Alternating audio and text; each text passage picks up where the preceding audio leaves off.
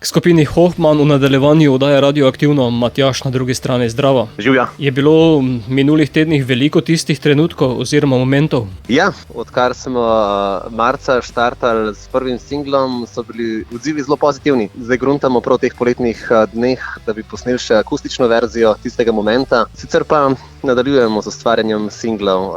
Nekak načrt je, da bi vsake 2 meseca izdali nekaj novega, tako kot zdaj bil Rodo, malo bolj kitarski, malo bolj udarni. Potem pride malo bolj poletni, plesni komad Dom najnih sanj, po vsej verjetnosti konec julija, potem pa v jesen z balado, ki se imenuje Rojstvo stran. Potem pa imate tako rekoč album že pripravljen. Ja, mislim, da v teh sodobnih časih je album neka simbolika, ki zaokroži ustvarjanje nekega obdobja. Tako da smo rekli, izdajamo single za singlom, da ne pride do tistega mrtvega komada, kako radi rečemo, ki se izgubi na plati. Tako da ja, plata nekako je planirana za prihodnje leto januarja, do takrat pa, kako sem rekel, na 2 meseca en single. Mogoče da jo izdamo na 1 mesec, ampak materiala je ogromno, tako da komaj čakamo, da pokažemo vse naše plati ustvarjanja.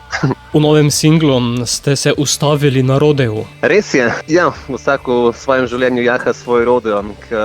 Če se dotaknemo besedila, rodo je metafora za idealistično pa nekakšno romantično predstavo življenja, ki si jo vsak postavi, potem pa nekateri dosežejo to predstavo, kakor nekateri ulovijo svoje sanje in jih tudi jahajo, če rečemo v stilu našega roda. Nekateri pa cel življenje lovijo iluzijo, ampak se ne potrudijo dosti in v bistvu pristanejo na realnih tleh. In to je nekako to je dejansko rodo, je življenje. Nekateri dosežemo sanje, drugi se pač spotikamo ob skale, ampak na koncu obupamo. Odprl sem ravno kar slovar slovenskega knjižnega jezika, kjer piše, rodo je spretnost obvladovanja divjih konj.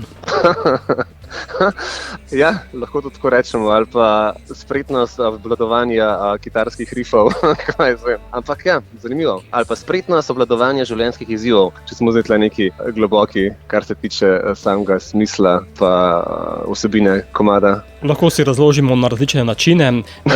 Skladba je pop-rock oziroma bolj rock, ni pa zraven primesi divjega zahoda v stilu country ritmov. Pri samem vodnem rifu, ki ga pržge, tam res ni, to je neka vrste čisti rock, no, če rečemo. Potem, ko pride do kitice, pa ja, mogoče se zavoha malo tisti južnaški pridih, tako da uporabiš malo tremola pri kitari, da malo zvibrira vse skupaj. Mogoče se sliši čist mečkan pridih enega countryja, ampak in pa ja, vse skupaj pa pride v eno mešanico rocka. Ja, in to je to. Imamo noter spet en element psihadelije, to je pa prehod, ki je v bistvu kitarski solo, ki zdaj upam pač, da bo vsega odnesel nekako po svoje. To je tudi tista klimaks ali pa vrhunc pesmi pred zadnjim refrenom. Pesem spremlja tudi animirana videopodoba. Res je. V bistvu naša kolegica, pa izvrstna avtorica, v bistvu ni avtorica, ona je bolj vizualna umetnica, ampak na ta način se izraža in je začutila je komad, smo ji dali proste roke, povedali smo ji pač nekakšne svoje predstave, ampak ne se ona izrazi kot umetnica.